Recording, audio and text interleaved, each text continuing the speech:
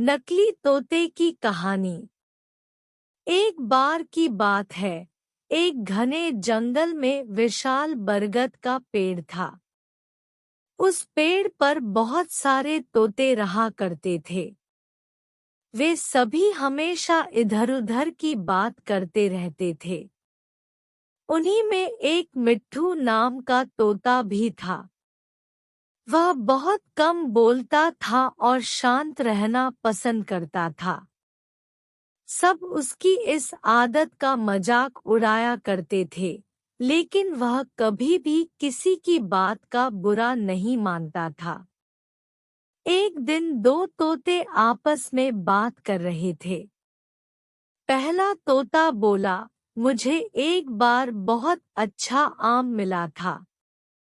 मैंने पूरे दिन उसे बड़े चाव से खाया। इस पर दूसरे तोते ने जवाब दिया, मुझे भी एक दिन आम का फल मिला था। मैंने भी बड़े चाव से उसे खाया था। वही मिट्ठू तोता चुपचाप बैठा था।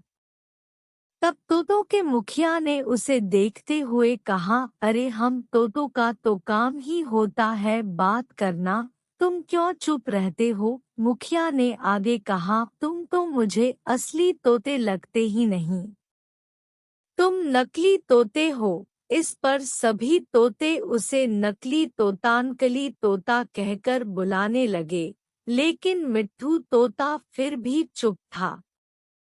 यह सब चलता रहा। फिर एक दिन रात में मुखिया की बीवी का हार चोरी हो गया। मुखिया की बीवी रोती हुई आई और उसने पूरी बात बताई। मुखिया की बीवी ने कहा, किसी ने मेरा हार चोरी कर लिया है और वो हमारी ही झुंड में से एक है। यह सुनकर मुखिया ने तुरंत सभा बुलाई। सभी तोते तुरंत सभा के लिए इकट्ठा हो गए। मुखिया ने कहा, मेरी बीवी का हार चोरी हो गया है और मेरी बीवी ने उस चोर को भागते हुए भी देखा है। वह चोर आप लोगों में से ही कोई एक है। यह सुनकर सभी हैरान हो गए। मुखिया ने फिर आगे कहा कि उसने अपने मुंह को कपड़े से ढककर रखा हुआ था, लेकिन उसकी चोंच बाहर दिख रही थी। उसकी चोंच लाल रंग की थी। अब पूरे झुंड की निगाह मिट्ठू तोते और हीरू नाम के एक दूसरे तोते पर थी, क्योंकि झुंड में केवल इन्हीं दोनों की चोंच लाल रंग की थी। यह सुनकर सभी मुखिया से चोर का पता लगाने के लिए बोलने लगे, लेकिन मुखिया ने सोचा कि ये दोनों मेरे अपने हैं। मैं कैसे इनसे पूछ सकता हूँ कि तुम चोर हो क्या? इसलिए मुखिया ने एक कौवे से इसका पता लगाने के लिए मदद ली। असली चोर का पता लगाने के लिए कौवे को बुलाया गया। कौवे ने लाल चोंच वाले हीरू और मिट्ठू तोते को सामने बुलाया। कौवे ने दोनों तोतों से पूछा कि तुम दोनों चोरी के समय कहाँ थे? इस पर हीरू तोता जोर-जोर से बोलने लगा, मैं उस दिन बहुत थक गया था। इसलिए खाना खाकर मैं उस रात जल्दी सोने के लिए चला गया था। वहीं मिट्ठू तोते ने बहुत धीमी आवाज में जवाब दिया। उसने कहा, मैं उस रात सो रहा था। इस बात को सुनकर कौवे ने फिर पूछा, तुम दोनों अपनी बात साबित करने के लिए क्या कर सकते हो? इस पर हीरू तोता फिर बड़ी तेज आवाज में बोला, मैं उस रात सो रहा था। मेरे बारे में सब जानते हैं। ये चोरी मिट्ठू ने ही की होगी, इसलिए वह इतना शांत होकर खड़ा है। मिट्ठू तोता चुपचाप खड़ा हुआ था।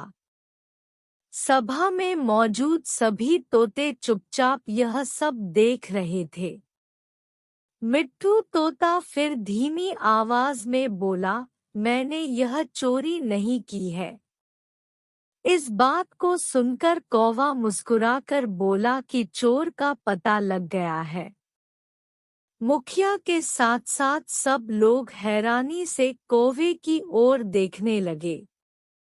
कौवे ने बताया कि चोरी हीरू तोते ने की है। इस पर मुखिया ने पूछा, आप यह कैसे कह सकते हैं?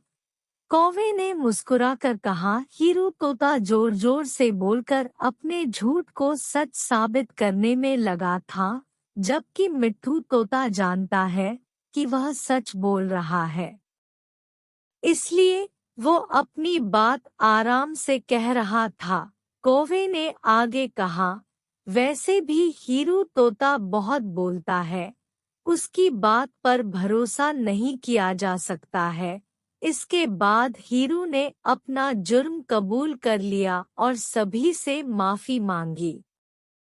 यह सुनकर सभी तोते हीरू तोते को कड़ी सजा देने की बात कहने लगे, लेकिन मिट्ठू तोते ने कहा, मुखिया जी, हीरू तोते ने अपनी गलती मान ली है। उसने सबके सामने माफी भी मांग ली है। उससे पहली बार यह गलती हुई है, इसलिए उसे माफ किया जा सकता है। यह बात सुनने के बाद मुखिया ने हीरू तोते को माफ कर दिया। कहानी से सीख। कभी कभी ज्यादा बोलकर हम अपनी अहमियत खो देते हैं। इसलिए जरूरत के समय ही बोलना चाहिए।